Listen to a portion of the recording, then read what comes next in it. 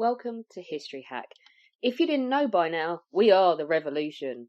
That means we're sharp, witty, lots of fun, but it also means that we're essentially the peasants in Les Mis huddled round a table in the corner of the bar with no money. If you enjoy the show, please do support us. We have a Patreon account by which you can donate a small monthly sum in appreciation of what you're hearing.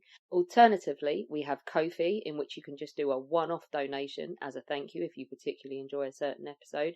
Either way, we massively appreciate all of your support. Hope you enjoy the show. Hello and welcome to your latest edition of History Hack. Today you've got Beth and Chris. How are you? I'm good, thanks, Beth. How are you? All good, all good. I'm really looking forward to this one. Do you want to introduce our guest? Absolutely. This morning we have Karl Shaw, who is a journalist and a historian who's written several books, including the New York best-selling Royal Babylon, the Mammoth Book of Losers, which has just gone onto my Christmas list, and the cautionary tale of 5 people who have died during sex.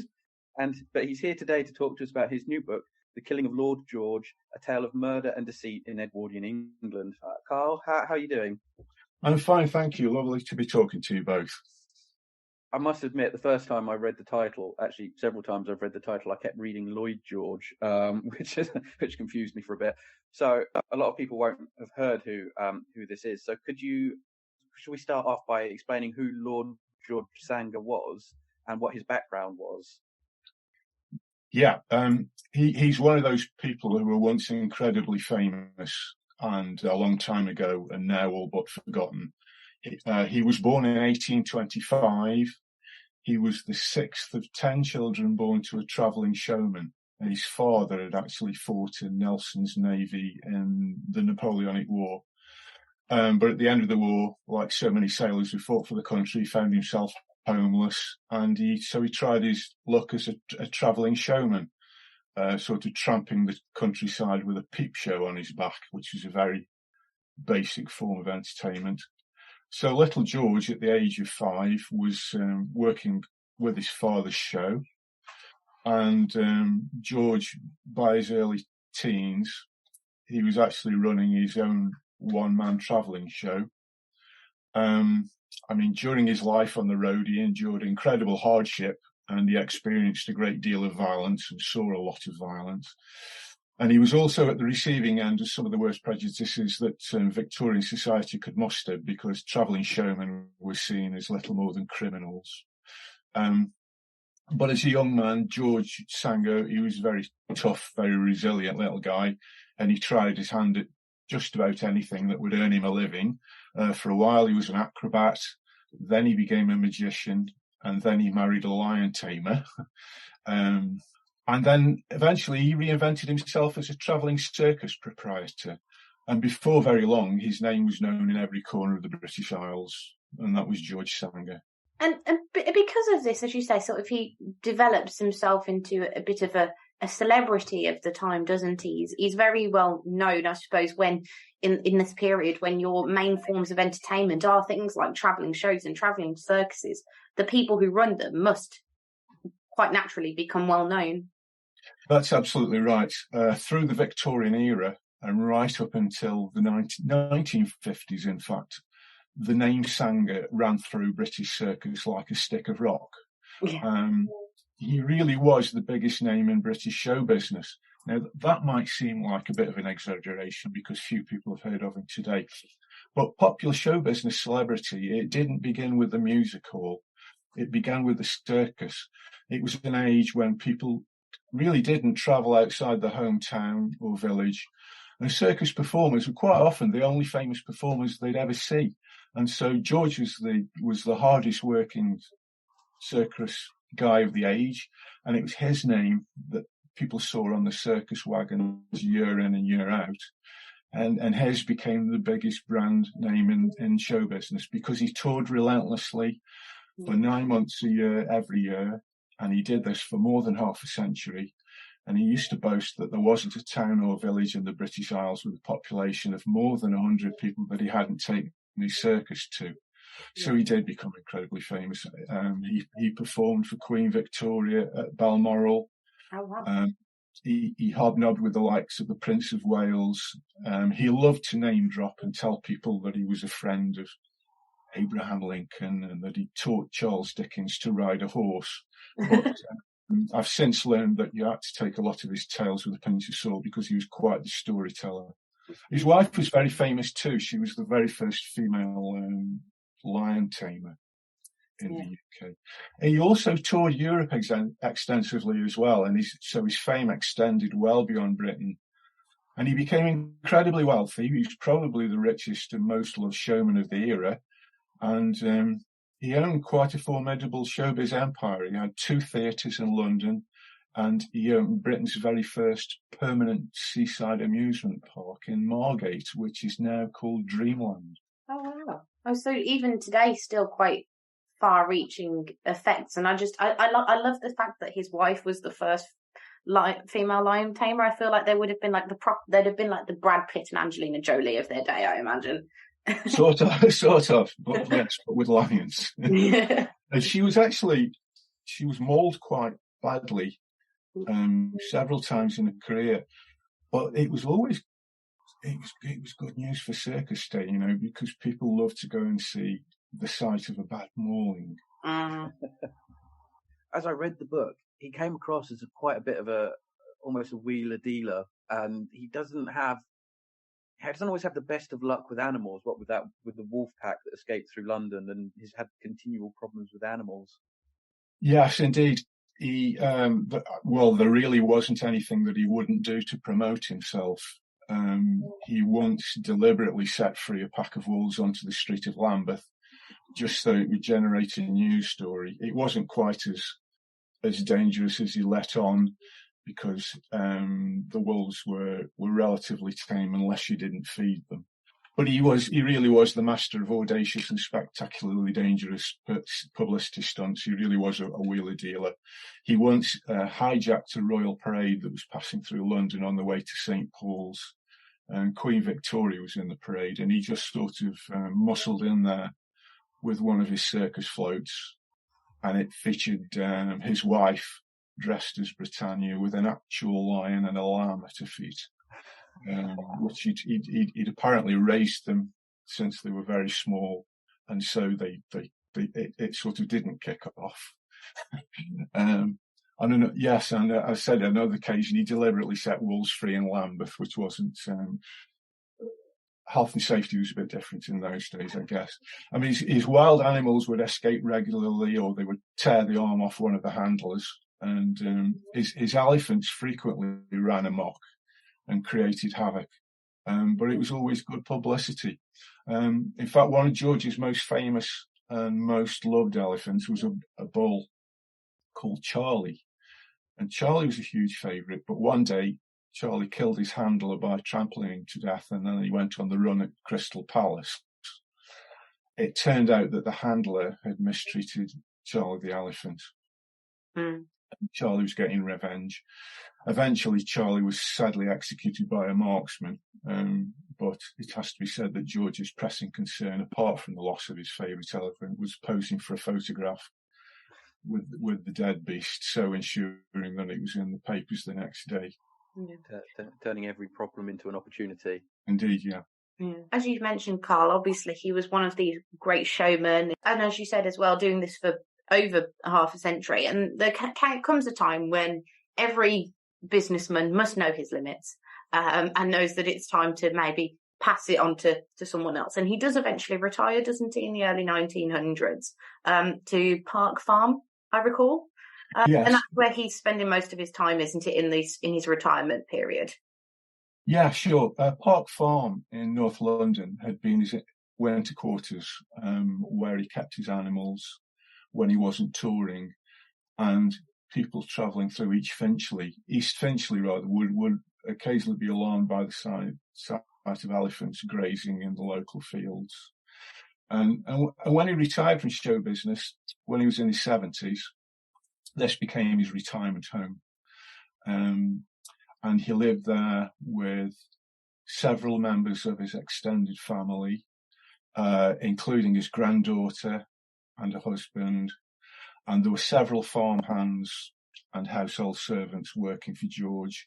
And most notably, there was a young man in his 20s who acted as a kind of valet or personal assistant to George, and his name was Herbert Cooper. Seeing as you've mentioned Herbert is important character for our listeners. Yes, Herbert is very important in what happens at the end of Lord George Sanger's life. And that's in 1911, isn't it? November. Yes. So one Tuesday evening in late November 1911, at around 6 p.m, one of the farm servants, a man called Arthur Jackson, was seen outside Park Farm, and he was staggering in the road with blood all over his face, and he was yelling, "Help, help, Herbert is murdering us." This was Herbert Cooper, the George's assistant. The alarm was duly raised, and when a neighbour entered the farmhouse, he found the elderly George Sanger lying on his back in the front parlour, covered in blood and evidently near to death. In fact, George died a few hours later from his injuries. Now, the police were told that the employer, Herbert Cooper, had suddenly gone mad in some random fashion, and he picked up a felling axe, and he tried to kill 2 people, and then succeeded in killing the old man George Sanger as he sat reading by the fireside in his parlour. Herbert Cooper then apparently fled into the night. So the police arrive, and I'm going to ignore the fact that my great grandfather was a policeman in London at the time. But how capable were the Metropolitan Police and the detectives in dealing with the crime and finding the killer?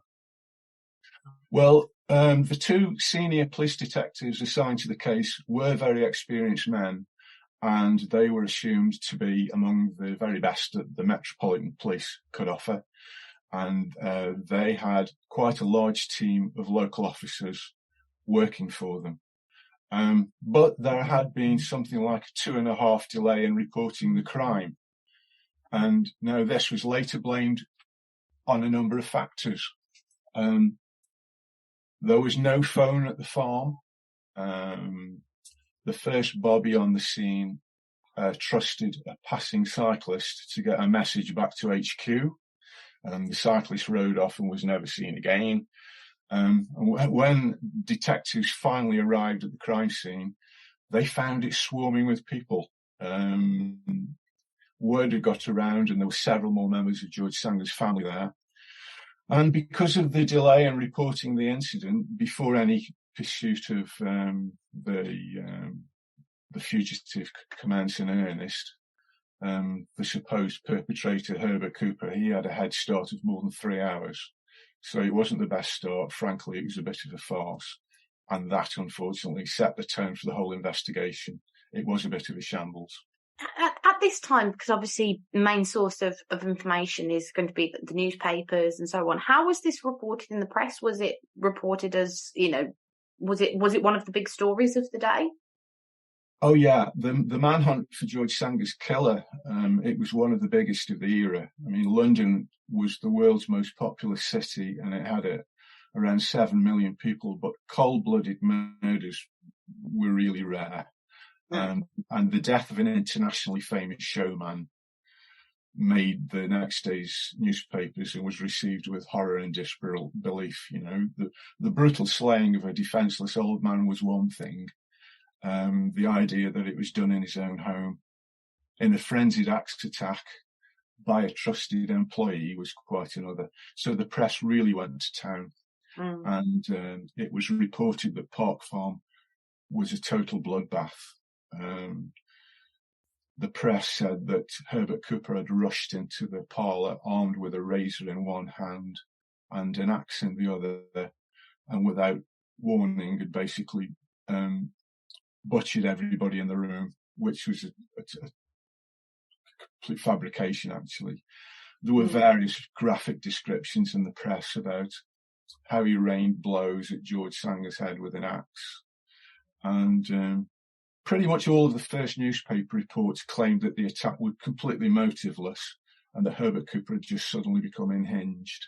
And there was really no question that Herbert Cooper did it. The press reported that he was a man of enormous size and strength and of violent temperament, which wasn't really true at all. And over the next few days, the press were keen at every opportunity to remind their readers that Herbert Cooper was a violent, unstable character, and he was referred to as a madman or insane. And really every scrap of information or rumour about him, no matter how trivial or misleading, was presented as fact by the press. As you said, the newspaper said that there was no reason for it and tried to describe him as this violent man. What was there any sort of reason for why he had allegedly committed this murder that we know of? Without giving away the very ending, it was alleged that some money had gone missing at Park Farm, and that the finger of suspicion was pointed at Herbert Cooper. Right. As a result of this, it cost him his job. He was allowed to stay on at the farm as a general labourer, but the sort of prize plum job of being personal assistant to George was given to another man. Right. And the theory was that Herbert Cooper had become jealous of this other guy, and it had all kicked off, and that it was a revenge attack, and that he'd suddenly, lost his marbles. That was the theory, anyway. There's more to the story of that night, though. Two gentlemen called Roberts and Potter find something near Stanhope railway station on the 30th of November. What did they find? Yeah, so the manhunt went on for a couple of days. A couple of days later, a train passenger at Highgate Station in North London reported that he thought he'd seen a body on the railway line. And when a couple of railway employees went to investigate, they found a decapitated body on the line, and it was Herbert Cooper, the wanted man. And from the position of the body, it was clear that he'd laid down by the side of the line and placed his head on the rail and was killed by a passing train. And they searched his body, and they found a suicide note scribbled in pencil. And actually, when I was researching this book in the Metropolitan Archives in London, I found hidden amongst the coroner's case files the actual suicide note. It wasn't a copy; it was the actual note. Oh wow! And that was quite an affecting discovery. That really did, make the hairs on the back of the neck stand up. And I realised then I had to treat the story with great respect.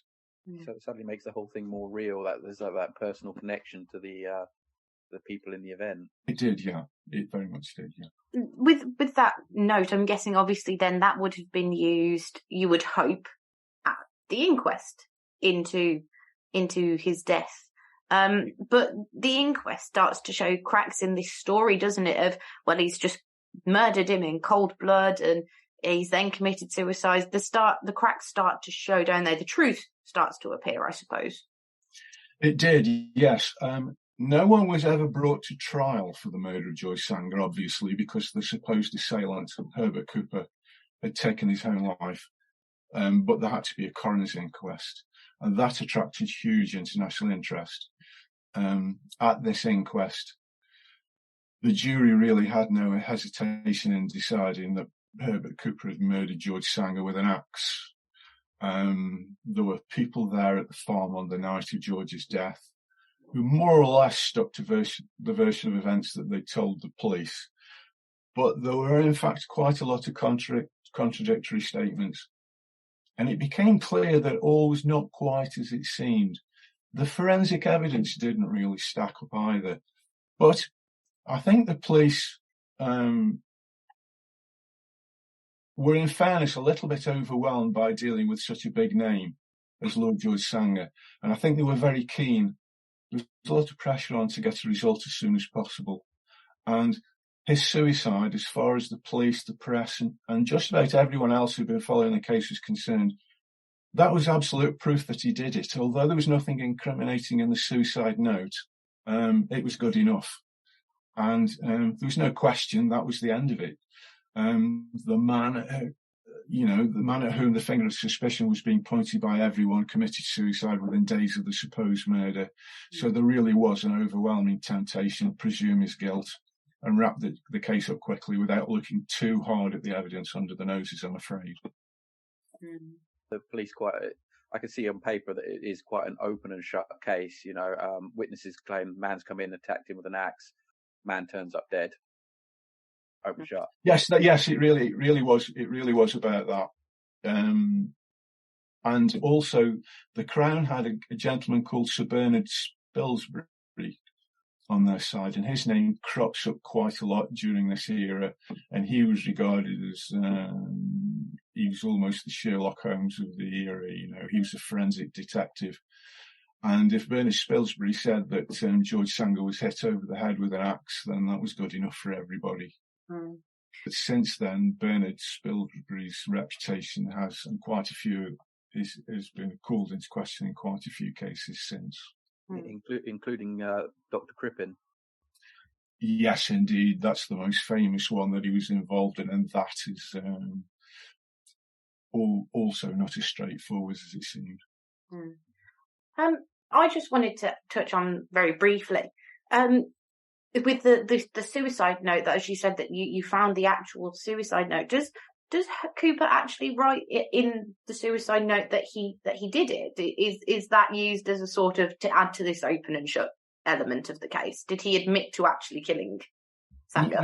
He very much didn't. I mean, the suicide note was read out, of course, in the inquest, but there was nothing incriminating in it. It was very much a note written by somebody who was very confused. He wrote to his dad and he said, "There's something happened at the farm. I don't know what happened. There's something bad happened, but I know I'm in trouble." And then he was kind of he was defensive, but he didn't incriminate himself.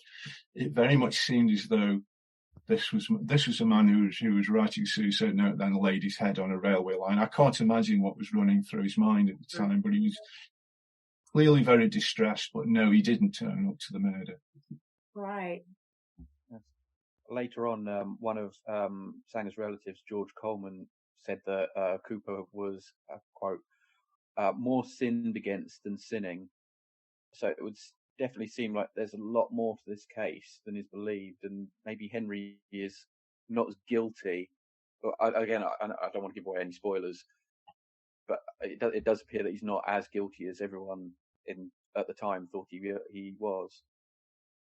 Yes, in the years that followed George Sanger's death, there was always this kind of lingering suspicion within the Sanger family that the whole truth about what happened at Park Farm that evening hadn't really been told.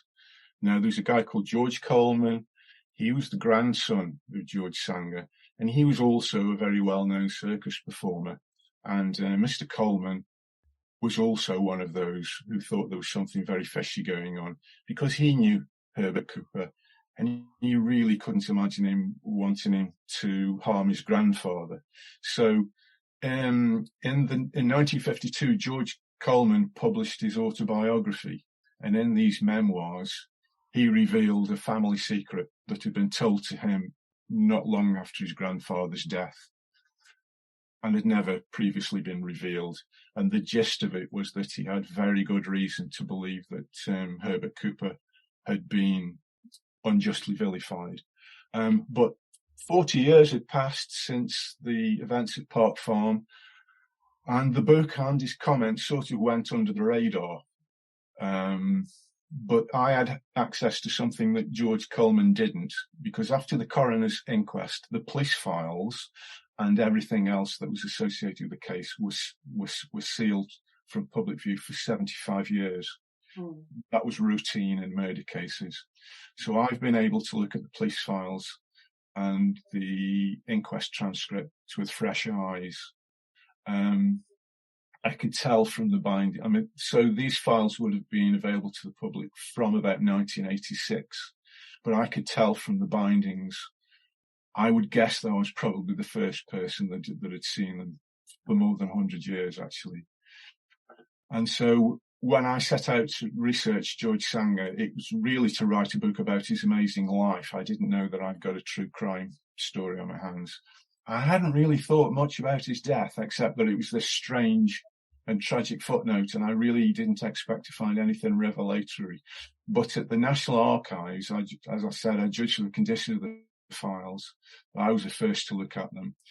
And there was a pink folder tied with a ribbon with a sheaf of brittle papers with dozens of legal documents, with verbatim statements from the witnesses. And I experienced the thrill of turning over in my hands documents that perhaps no one else had touched for more than 100 years. So then it became clear to me that I was writing quite a different book, actually, than the one I'd set out to write.